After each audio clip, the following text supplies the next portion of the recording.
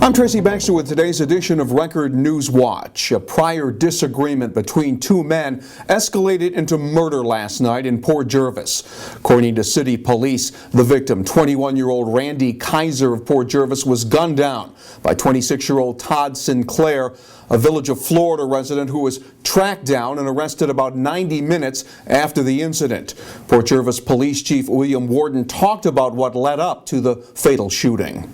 Witnesses reported that Mr. Sinclair was operating a dark red or maroon colored Jeep Grand Cherokee, and that he reportedly followed the victim's vehicle throughout several city blocks in an attempt to stop and confront him, and ultimately was able to stop the vehicle in the area of Prospect and Eversink Avenue.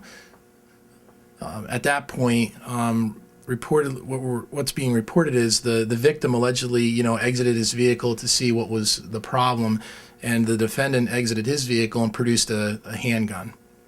The victim reportedly fled to his vehicle, shut his door in an attempt to get out of the area, and the suspect walked up to the victim's vehicle and proceeded to fire multiple shots into the vehicle, which fatally wounded him.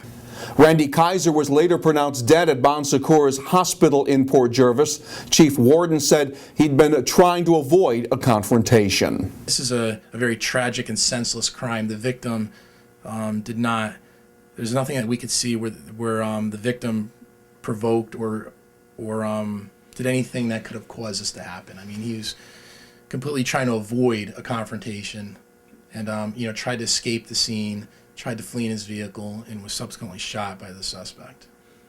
Todd Sinclair was arrested by an alert Village of Monroe police officer after Sinclair had driven home and switched vehicles. Sinclair is being held without bail on a second-degree murder charge. Chief Worden said his department was aided by state police, Deer Park Police, the Orange County District Attorney's Office, and by the quick work of police dispatchers. Religious leaders from churches in the Monroe, Harriman, and Woodbury communities are planning to hold a series of town hall-style meetings this month to further the discussion about teen suicide in the wake of at least 8 recent suicide-related incidents involving students in the Monroe-Woodbury School District, including the death of 2 high school students there. Times and locations of the clergy-sponsored parent meetings will be posted on the Monroe-Woodbury School District website. The sessions will be a follow-up to last week's community forum that featured suicide prevention speakers. Cries of pain are being heard throughout the region's school districts following the release of Governor Andrew Cuomo's budget proposal that includes $1.5 billion worth of cuts in aid to schools.